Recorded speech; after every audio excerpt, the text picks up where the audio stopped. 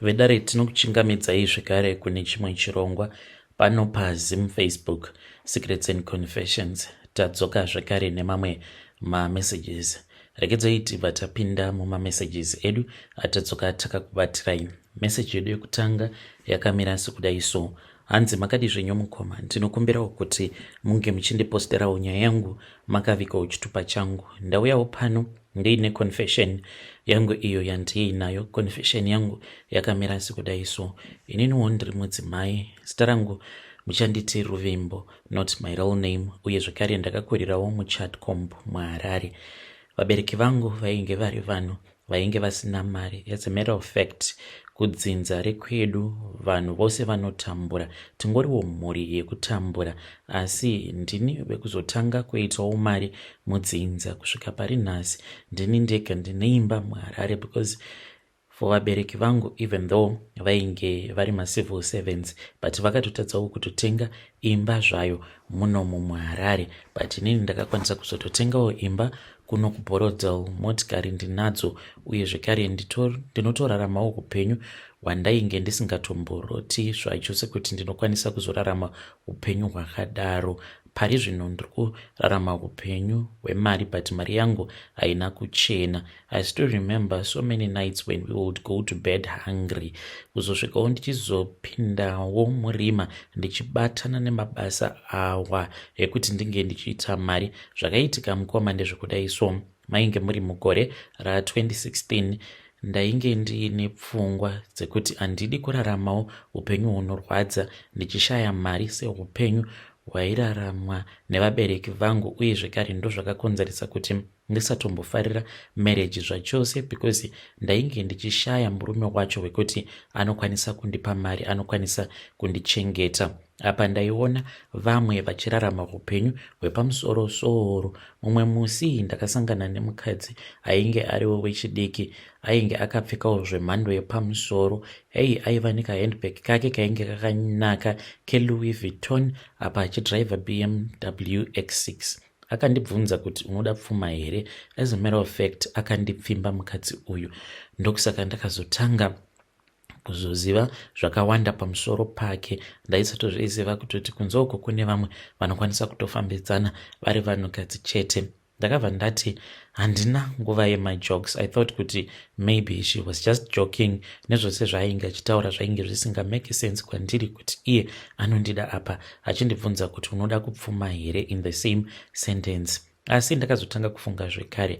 Ndakabva ndatora manumbers ake ndokubva ndachizomufonera masikati nemanheru ndichingomufonera. Ndakazosangana naye kuAvondale, ndipo paakandiudza kuti muno muHarare mune vamwe vakadzi vane club yavo. Paakandiudza kuti kune imwe club, ndakangofungidzira kuti zvimwe kuda inenge ingori club yekungoti munenge muchingobatsirana, muchingopanana mari dzemabusinesses. Akandiudza kuti vakadzi ivavo vainge vakapfuma kuburikidza nemishonga. Munewe wekuti she is very forward. Akatongosangana newe anotongokuudza, as long as she has trusted you and you have gained her trust. Somehow, I don't know, I had gained her trust even though we were still like completely strangers. Akatongondiudza kuti iye nevamwe vakadzi, they are part of a club and vanoitawo mari kuburikidza nemishonga, asi vane mitemo yavo iyo yavanotevedzera yaanongoti mitemo ye10, mitemo ine 10. Murume wese uyo waunenge warara naye anosvika pakuzongoparara, upenyu hwake hunosvika pakudhakwa. So iye akabva ati, Ruvimbo, upenyu hwauri kurarama hwekushaya hunosiririsa, asi kana kuri kunzi ukapindawo muclub medu hauzombofi wakashaya zvekare. Ndakabvuma mukomanashi. Ndipo apo pandakabva ndachizotanga kudzingirirana nevarume, kuri kushandisa zvekare muviri wangu kuti ndige ndichizoita mari. Mwedzi wekutanga ndakapiwa mafuta, awo mafuta andakanzi ndaifanira kuti ndinge ndichidzikamisa hana yangu andainge ndichishandisa, uye zvekare ndikanzi kana ndikazora mafuta acho iwawo murume wese anenge arara neni haambofi akandikanganwa, uye zvekare anoshaya peace mumwoyo make and anenge achingoda nezvangu. Ndakabva ndatanga kuita basa iri. Ndichiita basa iroro ndipo apo pandakabva ndachizotanga kuita mari yakawanda. Mwedzi wenumber 2 ndakatoshamisikawo ndikatoti ndiniwo ndiri kutoenda kudealership.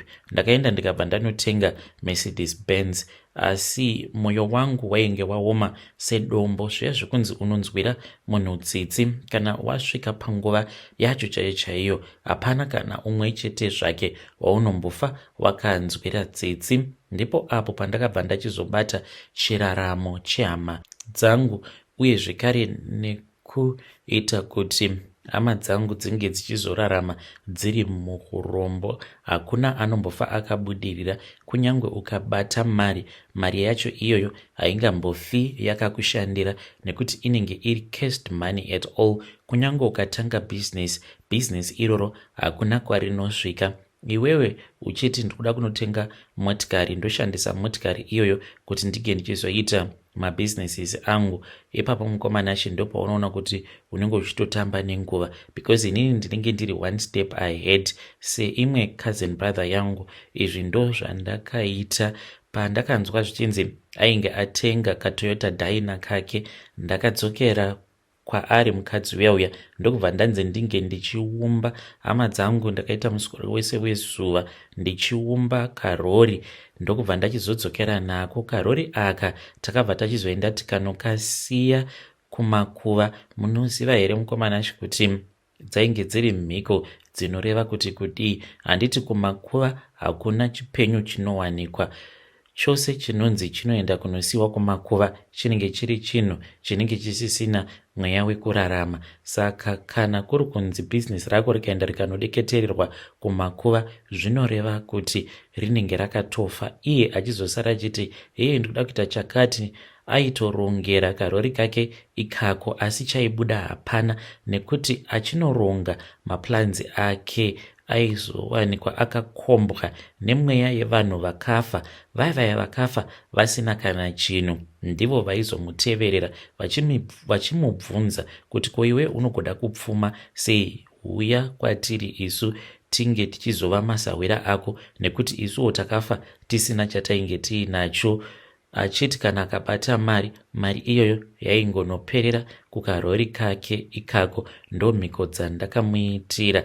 Ndaisafanira kuita zvinhu zvakadaro, asi nekuda kwekuti I am part of this club ende kuti ndike ndichiita mari, hunge vehukama vose vari varombo. Ndainzwa sekuti mari yandainge ndichiita yainge isina kukwana. Ndaifanira kuramba ndichingoita masacrifices. Zvino mugore ra2018 ndipo apo pandakabva ndachizoenda kumusha. Ndaenda kumusha kudaro ndikabva ndachizobata tsuro. Tsuro iyi ndakaibata nemushonga, ndikaibika ndikaiunzira hanzvadzi yangu. Nhasi uno hanzvadzi yangu ndiye wandinopota ndichirara zvekare naye. Vamwe vose vari kuJoni vanoshanda, ende hanzvadzi dzangu hadzikwanisi kuita mari. Vanoshanda asi hapana chavanowana. Ndakavapomedzera mweya wehurombe uye zvekare nemweya wehurombo kuti unge uchingovateverera. Vamwe ndo vari kutengesa asi havambofi vakaita mari inopfuura 50 US muhomwe kuti unge uchinzi wasevhawo 50 US. Izvozvo ndakazviramba kune avo vari kuno kuZimbabwe. Vamwe ndo vanopedzera vachidzingwa mumabasa, vamwe kana pekugara chaipo vanotopa shaya. Zvino mukomanashi, zvatinowanzokuita isusu seklabhu yedu tinonzi Daughters of the Night. Iklabhu yavakadzi vane mari asi vasinganamati Mwari. Idzi ndo mhiko dzedu dzatinoita as a group, even though umwe noumwe aine mhiko dzake idzo dzaanofanira kuti ange achizotevedzera each and every time. But as Daughters of the Night tose tine mhiko idzo dzatakanzi tinofanira kuti tinge tichizotevedzera tiri pamwe chete. Mwedzi wega wega tinoungana usiku tobva tatanga kufamba muHarare CBD 2 kana kuti umwe achienda kuclub kwaanenge ari. Tinenge tichitsvaka varume vekurara navo.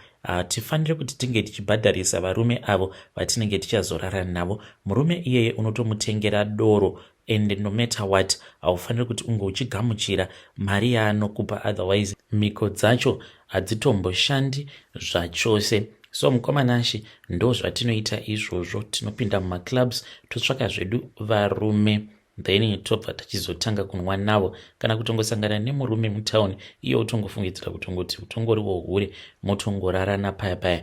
Murume wose uyo waunenge warara naye anotakura chirwere chisingarapiki. Kana mukanzwa zvichinzi munhu uyu ari kuti kana akaendeswa kumadoctors, madoctors acho vari kushaya kuziva kuti ko dambudziko rimbori pai. Kazhinji kana mukada kuona vakadzi vaivai vanotambura mbereko, vanotadza kuita vana, vanoenda kuzvipatara votoudzwa kutoti iwe utori right, chibereko chako chiri right, unokwanisa kuita mwana. Asi kuti anenge achiita mwana anenge achitadza, inhau yekuti anenge achirwara ne-spiritual disease. Kana ukaona wava kungorwara zvisinganzwisisiki, chirwere chisingarapiki, chekuti madoctors vanoshaya kuziva kuti vangakubatsira sei, ziva kuti unenge wakatapurirwa chirwere chepamweya, ende nguva zhinji unenge wakatomborota hope uchirarana nemunhu wekuziva, especially hama yako kana kuti hanzvadzi, baba kana kuti amai, ndipo paunopomedzerwa chirwere chisingarapiki. Saka varume ava vatinorara navo, iye anozotakura chirwere ichocho, a spiritual disease, chekuti kana tava kuda tinongodzvanya, sort of like activation remote, then iye tinozoita kuti ange achitapurirawo, dzingava dziri hama kana kuti vamwe vanhu. Rinongoramba ringori bhandi, spiritual covenant yatinenge tatoita naye. Kwaanenge achienda ikoko tinenge tava kutoziva kutoti kune vamwe vanhu vaachanorara navo, in which vanenge vatova nespiritual covenant nesu isusu the daughters of the night. Ndo basa redu ratinoita, uye zvekare tinofanira kuti tinge tichizogara tichiwedzera simba redu nekuwedzera mishonga yedu zvekare. Apa unenge uchitofungidzira kutoti wawana a woman who is a blesser, munhu anongofarira kungozvinwira doro rake nekungonakidzwa. Asi kana usina kunyatsokuzviona pamweya, haumbofi wakazviziva kuti munhu wauinaye atoripo pakutokushandisa nekutokutorera laki rako. So mukomanashi, hama dzangu, vanhu vekutongoti havatomborina kana mari zvachose, asi dai kwanga kuri kunzi vanhu vanokwanisa kuona zvimwe zvinhu zvinoitikawo mumweya, dai vaiva vanhu vanoshingairira kunamata, not kungoenda kuchechi vasingakwanisi kunzwisisa kuti kuchechi kwacho kwavanenge vachienda kuna Mwari here kana kuti hakuna. Mudzimba dzavo mune mapete, dzimba dzavo dzakazara mapete pasina kana chikonzero. Izvi zvinenge zvichitoreva kutoti mari yako inenge ichitorwa kana ukaona kuti mumba mako munenge mazara mapete. And awa ndo marituals acho iwawo andinoita ekutumidzira mapete kuti upfumi hwacho hunge huchizouya kwandiri, ende zvinhu zvako hazvimbofi zvakafamba mune zvakanaka. Unenge uchiwana mari asi usingazivi kuti mari yacho iri kuenda kupi. Unotoshandawo nesimba asi hauzokwanisi kana kutenga chinhu muupenyu hwako.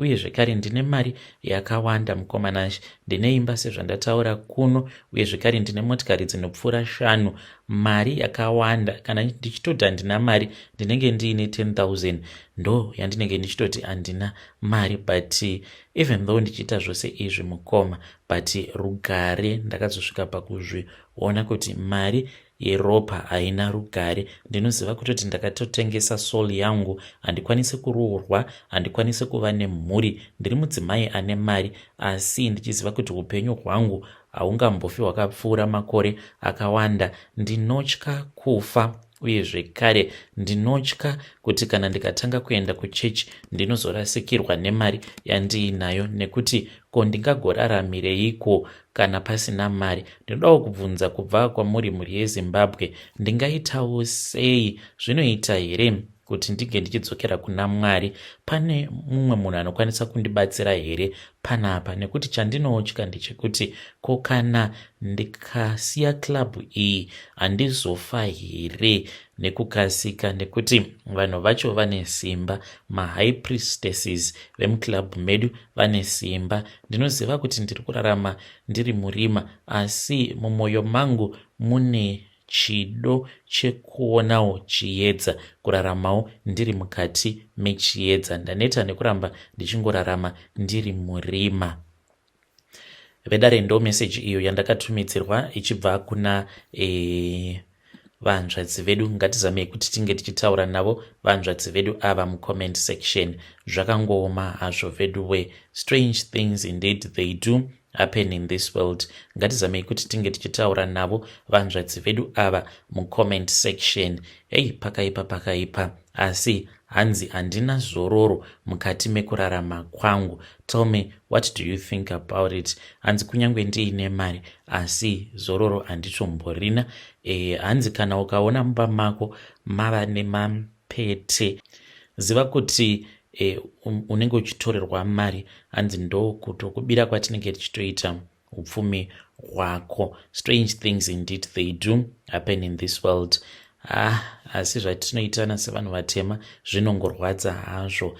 Hanzi ndakaumba karori mushure mekunge cousin brother yangu atenga karori kake, ndikaenda nako kakanosiwa kumakuva. Chose chaairongera pakarori kacho ikako, maplans acho anenge akatofa nechekare. Umanaka kunze uko kakaoma, vanhu tinoitirana utsinye zvechokwadi. Asi let us try to speak with her in the comment section. Regedzai tibva taenda panyedu inotevera. Nyedu inotevera yakamira sekudai so. Hanzi makadi zvenyu mukoma, ndinokumbirawo kuti munge muchindiposterawo nyaya yangu makavikawo chitupa changu. So friend yangu akabvawo kuZimbabwe muna December, ndokubva achizotanga kuwana macustomers like kutaura kudai so. Mukoma, ndinokumbirawo kuti musazotranslata nyaya yangu muchiisawo kuchirungu, because atova personal hairstylist weumwe mukadzi uyu mukadzi waminister. Pana umwe minister vanotovenga mazimba zvekudaro, but ndakatoshamisika achitondiudza kuti kounombozviziva here kuti ndakabata new client. Ndikati aniko? Akabva achizondiudza zita raminister vacho ivavo. Ndakatoshamisika ndikati nhai, ende anotombopota achitoenda kumba kwaminista vacho ivavo kuti ange achinogadzira mukadzi wavo musoro, ende anopiwa mari yakawanda for each and every time paanoenda ikoko. Ende akatondiudza kutoti she is going to be connected to other wealthy women, business women as well. So ndakaramba ndichingomubvunza kuti asiwewo wakazvifambisa sei? Tell me kuti wakazvifambisa sei, because one thing we are working together, tungoitawo zvekungoruka vanhu misoro yavo from the side of the road. The next thing waenda kumusha, wadzoka wava kuti wava kuita zvekurukira vanhu misoro yavo kumba kwako, then wava kutoruka vakadzi vemaministers and other business women. Ko laki rako riri kumbobva kupi? Ndipo apo paakazonditi ndinge ndichiuya kumba kwake, because iye haachatombouyi kusaluni, ava kungotoita zvinhu zvake ari kumba kwake, ende nemurume wake vava kutogara kumasuburbs. Mukomana she a full house, and one of the rooms she has made it such that ava kutoita zvekutoruka vanhu kumba kwake. Such a beautiful little saloon that she has at her place. Wega uchisvika pamba pacho unyatsokuona kuti apa paita zvevanhu vane mari. Havasati vava nemotikari zvavo, but you can see kuti kwazviri kuenda very soon vanotenga kana imwe motikari inotyisa. Kana ari semurume wacho, munhu aitongoshanda sagarden boy, ava kutogarawo kumasuburbs. Kuti anoita basa rei hautombonzwisisi. Saka takati takagara, ndokubva atuma murume wacho kumall. Murume wacho ndokubva aita Uber ikauya ikamutora. Takati tasara paya kwava kuenda kunokia gate, akati tingazobatwa, pane zvandikuda kukuratidza. Akaenda kubedroom, ndokubva achizouya nekamwe kabhegi kake, kahandbag kewhite, but toyatoya tuma cross bags. Akabva achizokavhura. Mukomana she makabuda chimwe chinhu chandisina kukwanisa kunzwisisa. Chinhu ichi chainge chakaita kunge kagonzo, so chakazara mazimvere chine maziso acho andisina kunyatsokunzwisisa kuti maziso kuchii chiri kuitika, because maziso acho ari padumbu apa chakangoita zvekungokwakuka ndikaridza mhere ndokubva chanyangarika. Iye akabva ati ndaida kukurakidza, wabva wavhunduka kowaridzireiko mhere? Akasimuka akanondicherera mvura ndokubva achizoisa. Handisi kuti mushonga wakaita sei, but wainge wakaita kunge hupfu hwekenya. Akanditi inwa ndokubva ndachizonwa. Akabva achizondiratidza kamwe kabhodhoro.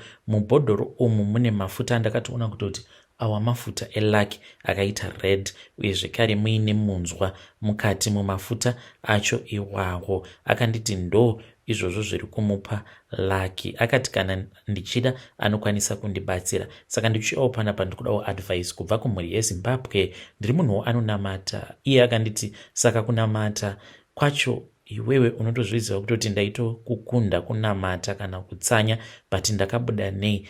Zviri nani shamari kuti unzi wakaromba but utoriwo nezvimari. Plus akati hakusi kuromba, ungoriwo mushonga weLucky. Akati kana ndichida anokwanisa kuenda neni uko kwaakanorumbera. Please ndapota mukoma, ndinozviziva kuti munofarira kutranslata nyaya dzevanhu stereki kudziisa muchirungu.